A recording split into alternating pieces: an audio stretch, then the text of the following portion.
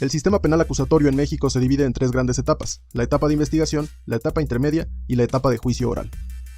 La etapa de investigación, en términos del artículo 213 del Código Nacional de Procedimientos Penales, tiene por objeto que el Ministerio Público reúna indicios para el esclarecimiento de los hechos y, en su caso, los datos de prueba para sustentar el ejercicio de la acción penal, la acusación contra el imputado y la reparación del daño. Esta etapa de investigación se divide en dos fases: la fase de investigación inicial y la fase de investigación complementaria. La fase de investigación inicial es el cúmulo de actos o técnicas de investigación realizadas en conjunto por el Ministerio Público y la Policía para recabar los datos de prueba que servirán de base para sostener la acusación. Esta fase comprende desde la presentación de la denuncia, querella o requisito equivalente y concluye una vez que el imputado queda a disposición del juez de control para que se le formule la imputación en la audiencia inicial. Es importante precisar que todas estas actuaciones deben quedar registradas en la carpeta de investigación. Una vez que la persona queda a disposición de las autoridades, ya sea porque fue detenida en flagrancia o caso urgente, fue citada o recibió una orden de comparecencia o una orden de aprehensión, se celebrará la audiencia inicial, en donde se le informarán al indiciado sus derechos, se calificará de legal o no la detención y el Ministerio Público formulará la imputación. Es precisamente con este acto con el que comienza la fase de investigación complementaria.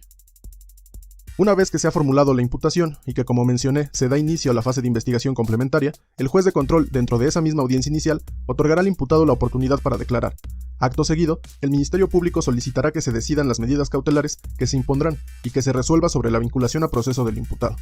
Es en este momento procesal en el que el juez de control, antes de escuchar al agente del Ministerio Público, le preguntará al imputado si es su deseo que en ese momento se resuelva sobre su vinculación a proceso, o si desea acogerse al plazo constitucional de 72 o 144 horas.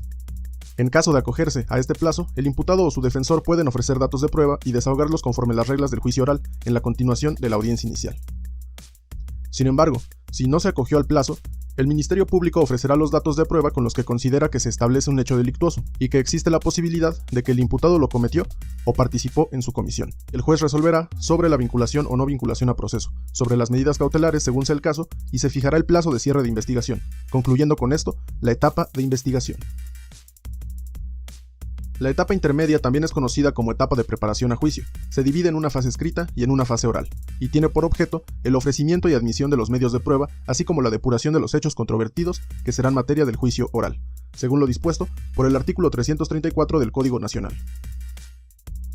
La fase escrita comienza con el escrito de acusación que realiza el Ministerio Público, y esta acusación solo puede formularse por los hechos y personas señaladas en el auto de vinculación a proceso, aunque cabe precisar que se puede otorgar una distinta clasificación jurídica, pero no se pueden variar los hechos. Entre otros requisitos que debe contener la acusación, los cuales se encuentran en el artículo 355 del Código Nacional de Procedimientos Penales, uno de los más importantes es el señalamiento de los medios de prueba que se pretenden ofrecer. Este aspecto es de suma importancia porque todos y cada uno de los medios de prueba que se ofrezcan serán objeto de debate entre las partes en la audiencia intermedia, y solo así podrán ser admitidas para su posterior desahogo en la audiencia de juicio oral. La acusación debe notificarse a las partes, y en el caso de la víctima u ofendido, ésta podrá constituirse como coadyuvante en la acusación para señalar sus vicios formales, solicitar la reparación del daño y ofrecer los medios de prueba que a su consideración complementen la acusación del Ministerio Público. Por otro lado, la persona imputada también actúa durante la fase escrita de la etapa intermedia, y puede señalar los vicios formales de la acusación y ofrecer sus medios de prueba. En términos del artículo 341 del Código Nacional, el juez de control deberá fijar la fecha para la celebración de la audiencia intermedia en el auto que tenga presentada la acusación del Ministerio Público, dando pie a la fase oral de esta etapa.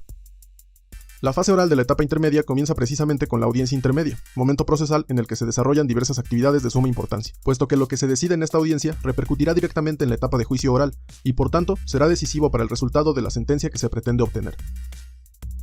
En esta audiencia, el Ministerio Público expondrá de forma resumida y oral su acusación. Asimismo, se le otorgará la palabra al asesor jurídico y a la defensa para que realicen sus exposiciones. Cabe señalar que es en este momento en el que se ofrecen los medios de prueba que se pretenden desahogar. Una vez realizado lo anterior, se abrirá debate sobre los medios de prueba ofertados y el juez de control excluirá aquellos que pretendan generar efectos dilatorios por ser sobreabundantes, impertinentes, innecesarios, los que se obtuvieron con violación de derechos fundamentales y los que fueron declarados nulos. Posterior a la resolución sobre la exclusión de los medios de prueba, el juez procederá al dictado del auto de apertura a juicio oral, dando así por finalizada la etapa intermedia. La etapa de juicio es la última etapa del proceso penal acusatorio y comprende desde la recepción del auto de apertura a juicio oral por parte del Tribunal de Enjuiciamiento hasta la emisión de la sentencia. En este momento procesal se decide sobre la responsabilidad penal de la persona enjuiciada y durante el desarrollo de la audiencia de juicio el tribunal dará una breve explicación de la acusación contenida en el auto de apertura. Acto seguido, otorgará la palabra al Ministerio Público, al asesor jurídico y a la defensa para que realicen sus alegatos de apertura, con la finalidad de que el tribunal tenga una primera impresión de cuál es la teoría del caso que las partes pretenden probar. Posteriormente, se realizará el desahogo de los medios de prueba admitidos en el auto de apertura a juicio oral. En caso de peritos y testigos, se deberá desahogar por medio de interrogatorio y contrainterrogatorio de las partes, siguiendo las reglas que establece el artículo 373 del Código Nacional. Una vez desahogadas las pruebas, estas serán valoradas posteriormente por el tribunal para dictar la sentencia que absuelve o condena. Finalmente, la audiencia de juicio concluye con los alegatos de clausura que formulen las partes, y una vez hecho esto, se dará por finalizado el debate.